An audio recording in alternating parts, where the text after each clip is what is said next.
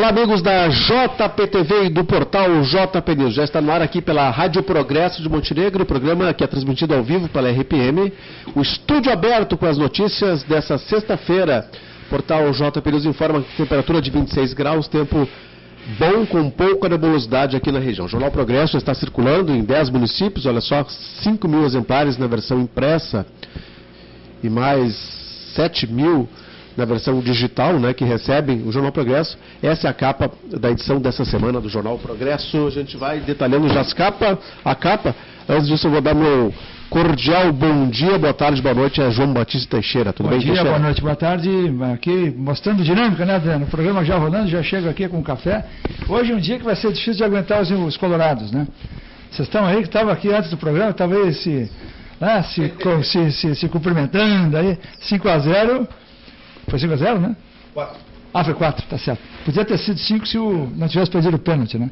Mas parabéns, né? Foi um bom resultado. Teixeira, as manchetes do Jornal Progresso dessa semana. Algumas empresas que têm antena no topo do Morro São João estão colaborando para a sujeira do local, né? Como diz aqui a coluna do jornal de quarta-feira, né? Fogo amigo aí, porque deveriam ser os primeiros a ajudar na preservação do morro, né, Teixeira? Aliás, a própria palavra não está errada, né? Mas eles estão colaborando, né? Colaborando. Essa aí, entre aspas, né? Tem uma certa ironia, né? O colaborar aí, evidentemente, tem um tom irônico, na medida em que esse pessoal, poxa vida, né? O nosso morro tão sofrido, e esse pessoal que se utiliza, né, Adriano, desse acidente geográfico natural, que é o nosso lindo Morro São João, o pessoal se utiliza disso e ainda tem o desplante de sujar o morro, deixar lá em cima restos de tecnológicos, digamos assim, né? Caixa, fios, cabos, né? Um absurdo. O que mostra, Adriano, que o desrespeito é amplo, geral e irrestrito, né? Fim da picada. É preciso punir esse pessoal, né? É preciso punir. Até está botando vídeo de monitoramento aqui pela cidade. Deviam pôr um vídeo de monitoramento lá em cima, né? É uma vergonha. Teixeira, o Grupo Progresso de Comunicação, através do Jornal Progresso, uma das suas principais mídias, o veículo impresso do grupo, está lançando uma nova série de reportagens, né, que é sobre a projeção das eleições de 2016 em Montenegro. Começamos nessa série com uma entrevista com o presidente do Partido dos Trabalhadores, o Marcelo Azevedo, onde ele elenca aqui 4 possíveis pré-candidatos do PT, né? Sendo que um deles é o atual vice-prefeito Luiz Américo Alves Aldana, cuja filiação do PT, segundo o vice, ainda não foi feita, né? O PT já considera ele do PT, mas o Ezequiel de Souza sempre afirma, né, que o Aldana não está afiliado ao PT. Mas é um partido rachado, né? Quer dizer, o presidente e o vice-presidente não se entendem, né? E é o fogo amigo, tu mencionaste, né? Fogo amigo. Né? Agora, eu não li nenhum livro do Zuenir Ventura, né? Mas eu me lembro do título de um deles, chama-se 1968, parece o ano que não acabou. Né? Nós temos aqui em Montenegro um livro não escrito, um livro por escrever, que lembra esse título, né? Eleição, que nunca acabou. Né? 2012 ainda não acabou, 2012, né? Em Montenegro, eleição de Montenegro de 2012. A eleição que não acabou. A gente, tudo bem, tem todo agora o debate antecipando o embate, né, Adriano? Mas a cidade vive aí um clima que não é pacífico desde o primeiro dia de governo do prefeito Paulo Azeredo. Não é pacífico, ele tem uma oposição mais que mordaz, é uma oposição incansável, né? Como Cerberus, né? E o prefeito Paulo Azevedo contribuiu também, né? Porque ele se mostra, assim, digamos, sempre propenso a uma briga que ele julga boa e justa, e a cidade vai sofrendo. Mas os pré-candidatos, 4, né? Deve ter um monte aí, né, Adriano? E engraçado assim, todos negam, né? Sim, mais ou menos. Já entrevistasse, nós aqui do grupo já entrevistamos alguém a essa altura do campeonato, 2 anos antes, mais ou menos, né? Alguém que tenha dito, não, eu de fato sou. Alguém já disse. Não, mas tem alguém que pelo menos disse assim, não, se os meus correligionários, né? Se os meus companheiros, né? E off até dizem. Se os meus companheiros entenderem que o meu nome deve ser levado à apreciação. Olha essa linguagem como ela é. Cá para nós é bem brega, né? Não, porque se disserem que meu nome deve ser submetido, né, ao crivo dos companheiros, no ar ninguém diz, né? Fora do ar deve dizer para ti, para quem entrevista, mas de qualquer maneira já começou, né? E tanto maior será o barulho, quanto mais complicada for a administração do prefeito Paulo Azeredo, porque vai se formar, nós teremos uma eleição, já dá para antecipar, nós teremos uma eleição aqui plebiscitária. Né? Há momentos na história em que isso se dá. Né? Nós vamos ter aí, provavelmente, não estou aqui, não sou, olha, não sou analista político, mas sou um cidadão com algumas décadas aí de vivência. Do jeito que a carruagem vai andando, não é de duvidar que se faça uma coligação forte, que mais uma vez se alinha aí legendas, né, Adriano? Absolutamente incompatíveis. Na eleição passada foi o PP com o PCB, não? Qual era o partido bem... É o PTB, né? Não, mas o PP, a candidatura de Marcelo Cardona... Com o PTB. Não, tinha gente mais à esquerda ainda. Tinha o PSB junto. PSB é uma coisa assim bem... Que é um partido tradicional de esquerda. Centro-esquerda. Sim, do Eduardo Campos. Né?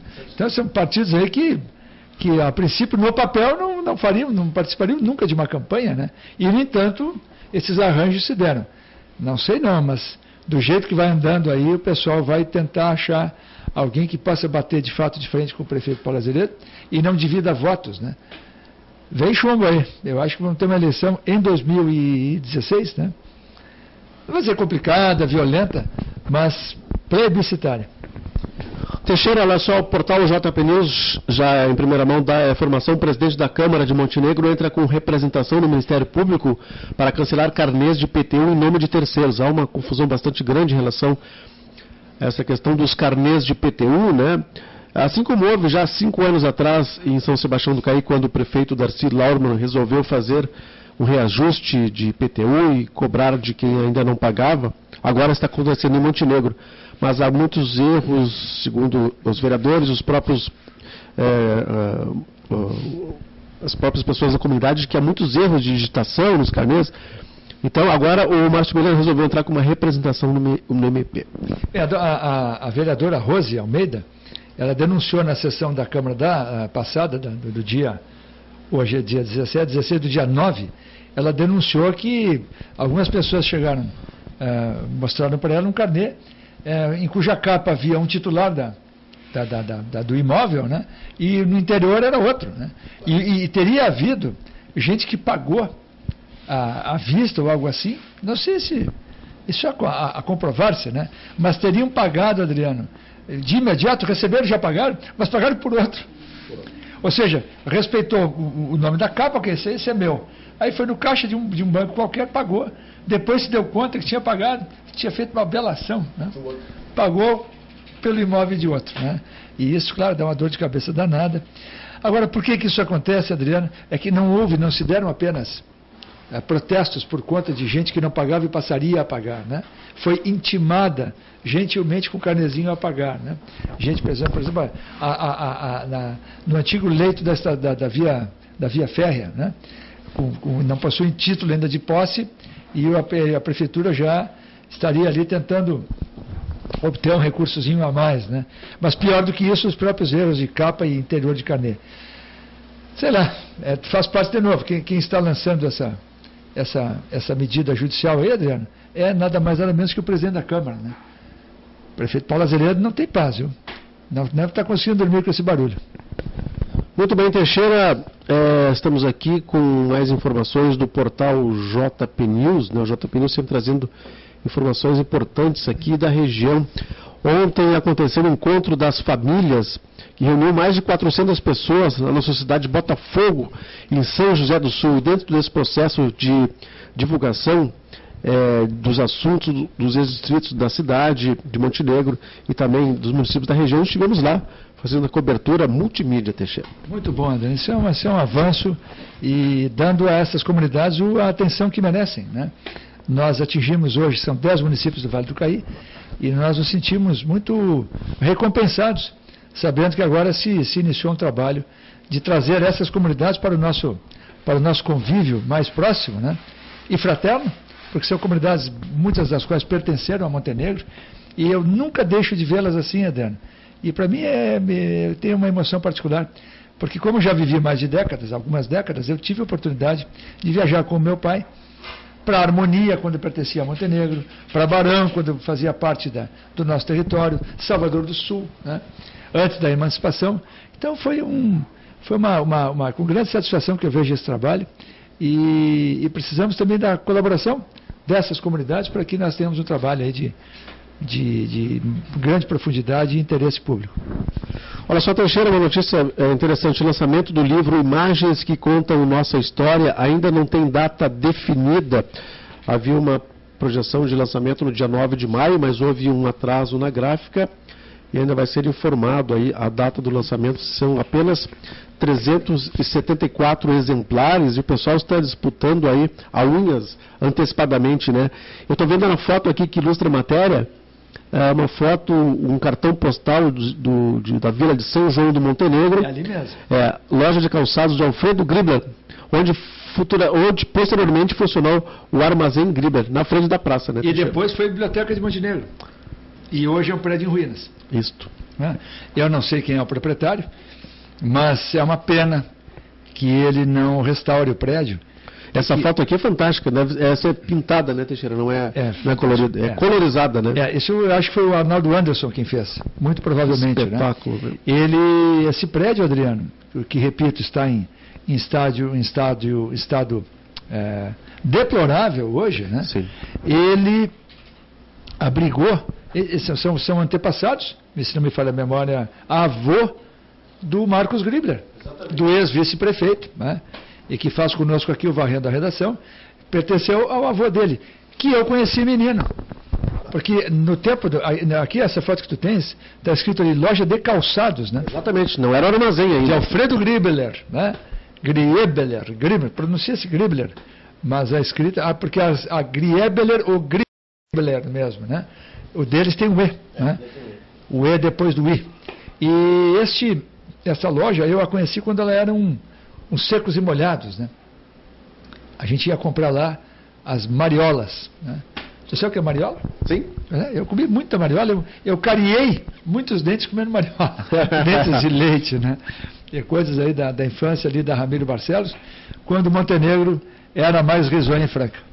Espetáculo esse livro, então, que vai chegar agora no mês de maio, provavelmente, né? Que vai contar a história de Montenegro através de fotos. Que maravilha. Nós temos aqui, Adriano, uma espécie de, digamos assim, de tranquilidade, né, celestial, porque o nosso volume está garantido, né? Aliás, nós já reivindicamos que tenhamos mais volumes aqui, porque nós vamos, no futuro não muito longínquo, nós vamos disponibilizar. Nós também teremos aqui um acervo que nós colocaremos à disposição da comunidade montenegrina e Vale do Caí para pesquisas e, enfim, né? Nós temos que dar essa contribuição e, se Deus quiser, o faremos. Teixeira, vamos comentar essa manchete aqui. Grupo Progresso de Comunicação faz entrega na sede do Instituto Histórico da digitalização do primeiro jornal da comunidade negra do estado do Rio Grande do Sul, jornal lá de 1920, né? Tu estivesse presente lá, fizeste a entrega da documentação, a digitalização do Exemplo, o primeiro jornal negro do estado do Rio Grande do Sul e um jornal de intelectuais, né, Teixeira? Há que se dizer o seguinte, o jornal, o acervo que o Instituto Histórico e Geográfico possui, ele é de 1920 ou 21, até 29 ou 30. Mas o jornal foi fundado em 1892. Espetacular. Logo depois da proclamação da República, né? E sob os próprios ventos republicanos, o jornal O Exemplo foi fundado. Foi fundado pela elite negra.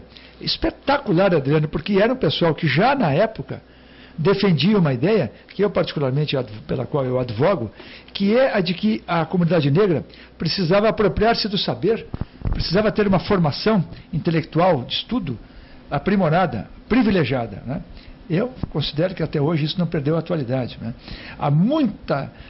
eu tenho dito aqui, é um tema que o pessoal... A gente trata com maior delicadeza, com maior carinho, mas é um tema, às vezes, polêmico, né, Adriano? Porque o pessoal fala... Mas eu acho que, dependendo da circunstância, há o risco de montar uma bomba, né? Uma bomba social, sectária, né? A comunidade... O melhor caminho é dar a todos a mesma oportunidade. Depois cada um decide o que faz, seja branco, negro, pardo, amarelo, tanto faz, né? Somos todos iguais perante Deus. Vamos todos para o mesmo campo santo. Não temos ricos, pobres, negros, brancos, não temos vantagem ou virtude que não adquirida depois com a vida, não temos nada que nos permita dizer que somos mais uns que os outros, né? Aliás, melhor achar que não somos nada. E esta publicação, ela foi importantíssima e ela é objeto, Adriano, de busca dos pesquisadores, né, da história do Rio Grande do Sul, porque é um jornal tão antigo e mais antigo que a Federação. Olha só, a Federação é um jornal de 1894, né, que era um órgão republicano. O Exemplo é um jornal que inaugurado 2 anos antes. A minha dúvida é se ele era semanal ou mensal, Teixeira? Não, eu acho que ele era, Adriano, é uma bela pergunta, eu acho que ele era semanal, né? Preciso checar, porque nós digitalizamos, daria até fazer uma certa conta aqui, 400 edições. 2 anos? Não, semanal. Semanal. Claro. Por quê? Porque eu digo isso por uma razão. Se fosse mensal, seria bem menos, né? Nós fizemos, Adriano, nós digitalizamos 1.591 páginas. Se nós imaginarmos que os jornais tinham em média 4 páginas, digamos assim, isso daria mais ou menos 400 edições, 52 por ano, daria 400...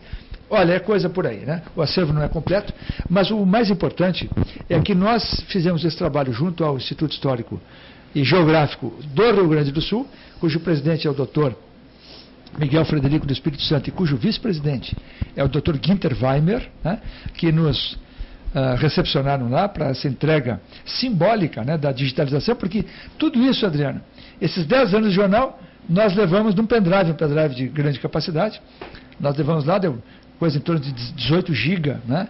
Lá está todo o patrimônio, o acervo daquele jornal, que é um jornal importantíssimo, e que agora poderá ser pesquisado confortavelmente, sem que as pessoas...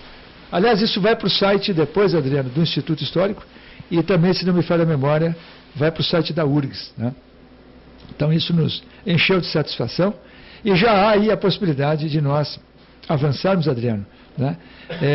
Nós temos possibilidade de avançar mais com o Instituto Histórico, cuja proximidade só nos enche de satisfação. Aliás, eu comentava contigo aqui ontem, instituto este que foi criado, teve como um de seus sócios fundadores, nada mais nada menos do que o brilhante jesuíta padre Roberto Landel de Moura. Então a gente entra naquele lugar, Adriano, muito provavelmente não era ali a sede, né?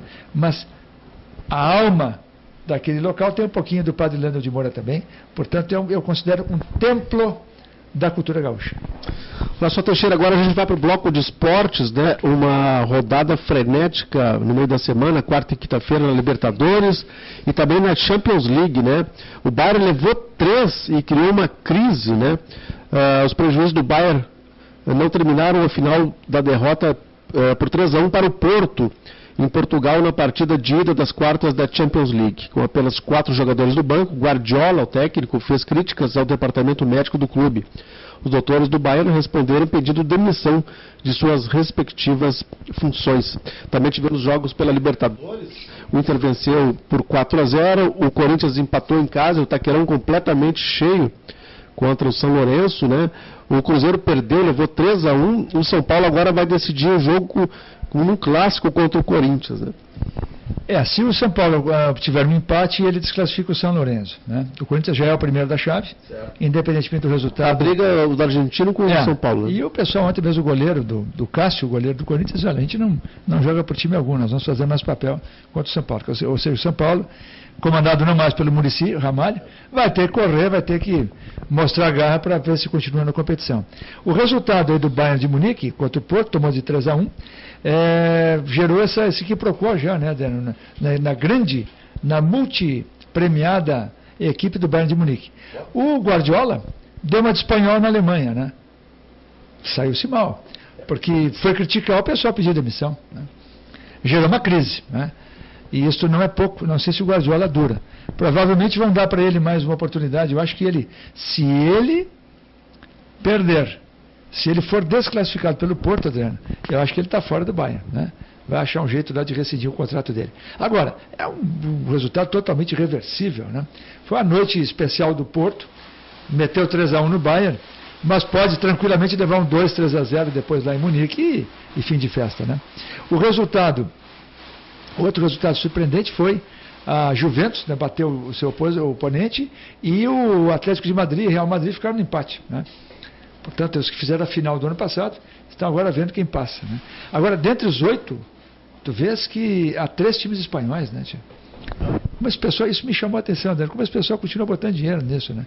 A Espanha vive uma crise profunda, né? E, no entanto, o futebol...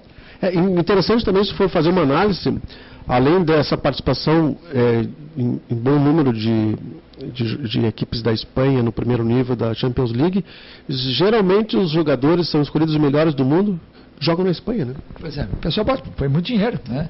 E também por conta disso o Barcelona que humilhou o Paris Saint-Germain, né? Foi um negócio de louco, né? Foi lá e meteu 3-1, né? Lá na França, né? Lá na França, e com uns golaços, né? Os gols do lado do Soares, agora esse camarada entrou como luva, né, Adriano? Impressionante, né? O camarada, o mordedor, né? El mordedor, né? Vampirão. Mas ele realmente, ele é um belíssimo centroavante. Ele tem um senso de oportunidade e é marrento, né? Ele é um cara difícil de marcar, né? Ele é robusto, né? Acho que o Mamute podia aprender um pouco com ele, viu? Botar o Mamute jogando lá, tomando umas aulas lá do Soares, quem sabe ele se torna um grande jogador. E o Internacional, como dissemos, escolheu um grande resultado ontem, tranquilizou-se agora, né? E vai para a fase de mata-mata qualificado. Quer dizer, um resultado fora de casa, 4-0, mostra que a equipe está se ajustando. O Diego Aguirre, que tu queria derrubar 2 semanas atrás, tu era um dos que queria derrubá-lo, tu agora provavelmente já está satisfeito. Futebol é assim. Vive de resultados, vive de momento, e aquilo que é ruim ontem pode ser que seja maravilhoso, né? Daqui a pouquinho, se o resultado for. Por exemplo, o treinador o Roth, né? Ele tem o nome dele junto à Internacional porque ele ganhou uma Libertadores, né, Adriano? Mas todo mundo continua dizendo que ele é cavalo de largada, né? Quer dizer, ou então só de chegada, né? Não é para toda uma temporada. No entanto, ele tem o nome dele inscrito na história do Inter. E o Abel Braga também, né? Embora todo mundo diga que o Abel não é um treinador, que é um cara ultrapassado e blá blá blá, mas ele é campeão do mundo com o Internacional. Então o Diego Aguirre está sendo lentamente ressuscitado nas hostes coloradas, né? Faz parte. Tá certo, Teixeira. Saímos do esporte, vamos para a política nacional. Operação Lava Jato, cunhada de Vacari, estava no Panamá e se entregará hoje. Informação é do advogado de Marice Corrêa de Lima, cuja prisão foi decretada junto com a do ex-tesoureiro do PT. Também, em relação a isso aí, a gestão do Vacari garantiu 30 milhões à campanha de Dilma. Que beleza, né? Pessoal, nós não temos dinheiro, Adriano, para nada aí, né? Esse pessoal se coloca, Adriano, como os defensores dos frascos e comprimidos, né? Sim. Não é? Tu vais aqui, isso é uma coisa a ser pensada, viu? Não vamos dizer que é o jogo capitalista, isso tudo é uma conversa mole. Quem esteve nós estivemos em Porto Alegre na quarta-feira, para a entrega lá da digitalização, para a gravação de um programa, de uma entrevista com o historiador gaúcho, e passamos ali na frente do Palácio Piratini. Estava o pessoal lá brigando contra a terceirização, né? Tudo bem, é legítimo. Isso faz parte de uma sociedade democrática, né? Mas estas hipocrisias tinham que cair por terra, né? Quer dizer, mas como assim 31 milhões? E esse pessoal depois, o pessoal que promove a Copa do Mundo, né? Olha, a Dilma, Adriano, com todo o respeito aqui, mas respeito pela figura, pela liturgia do cargo, né? Nem tanto por ela, né? Porque ela não é uma pessoa, eu não considero a Dilma Rousseff como uma pessoa verdadeiramente democrática. Ela dialoga mal, ela sai batendo sempre, ela sabe ser grossa como poucos, né? Portanto, eu não acho que ela tenha, embora ela defenda a democracia quando interessa a ela não é uma pessoa lá muito democrática, não, né? Eu nunca vou esquecer quando perguntaram para ela sobre o Pibinho, né? E aí, Dilma, como é que vai ser o presidente? O Pibinho. Aí ela ficou furiosa, não, nós vamos ter um Pibão, né? Pibão coisa nenhuma, né? O Brasil está afundando. E ela é, sim, a responsável por isso tudo.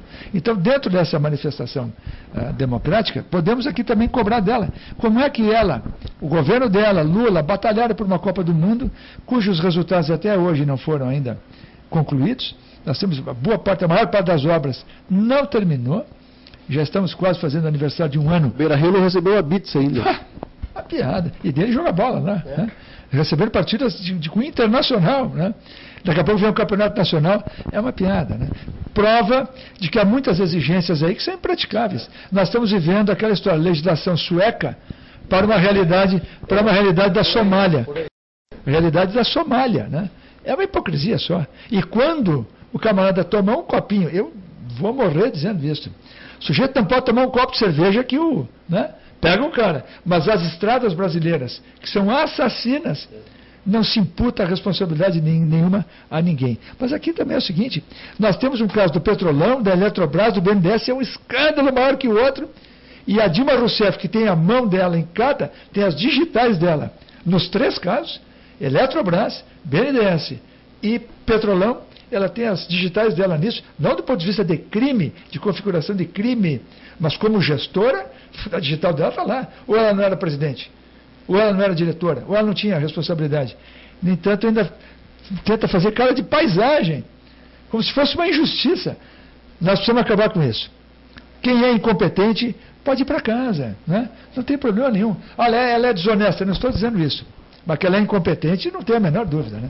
E, infelizmente, uma pessoa com o grau de incompetência dela foi reeleita presidente da República. Nós vamos ter que, se não houver o impeachment, não estou advogando o impeachment, claro, mas se ele não se der e ela não for defenestrada, nós vamos ter que aguentá-la até 2018. É. Haja paciência, ou seja, com esta mediocridade, nós vamos ter que aguentar ainda, considerando 2015 perdido, nós vamos ter que aguentar 2016, 2017, 2018. Eu tenho que usar aqui uma linguagem, ninguém merece. Né? Tá certo. Ninguém merece tanta mediocridade.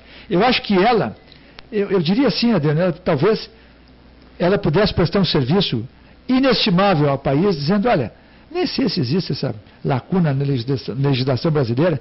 Se eu fosse um regime parlamentarista, seria mais fácil, né? Derrubava o gabinete e convocava novas eleições. Sim. Mas se tivesse uma solução assim híbrida, né? O presidencialismo que tomasse a inspiração parlamentarista, dissesse, olha, vamos convocar uma nova eleição, porque esse governo aí praticamente termina quando começa, né? É uma pena. Tomara que eu não esteja aqui recheando de pessimismo e que a gente se erga, porque todos temos a perder. Não estou aqui não fazendo defesa de nenhum derrubar A, B ou C. Estou preocupado com o nosso futuro, que hoje tem um horizonte tormentoso. Muito bem, Teixeira, ficamos por aqui com o nosso estúdio aberto, que volta na próxima segunda-feira. Obrigado pela participação, Teixeira. Até a semana que vem. Ainda que o pessoal nos assista eventualmente só na segunda ou na terça, fica aqui. Para os que nos assistirem antes, fica aqui o desejo, os votos de um excelente final de semana. E vão cuidar do coração, né? Agora, com alerta, nós não somos escoteiros, né? Mas vamos ficar alerta com. Vamos dizer assim, talvez o escoteiro está sempre alerta, né? Nós devemos estar, para os não escoteiros, quase sempre alerta com essas coisas ruins que são visíveis e corriqueiras, cotidianas na vida pública brasileira. Nós precisamos debelar tudo isso para ter um futuro melhor, não mais para nós, viu? Eu, infelizmente, declino aqui. Eu acho que quem já tem 50 anos talvez não veja esse país aqui grandioso. Mas os nossos filhos, pelo menos, né, tia? Mas eu já estou satisfeito se forem os netos. Porque do jeito que está indo hoje, meu bisneto. Até mais, pessoal. Voltamos na segunda.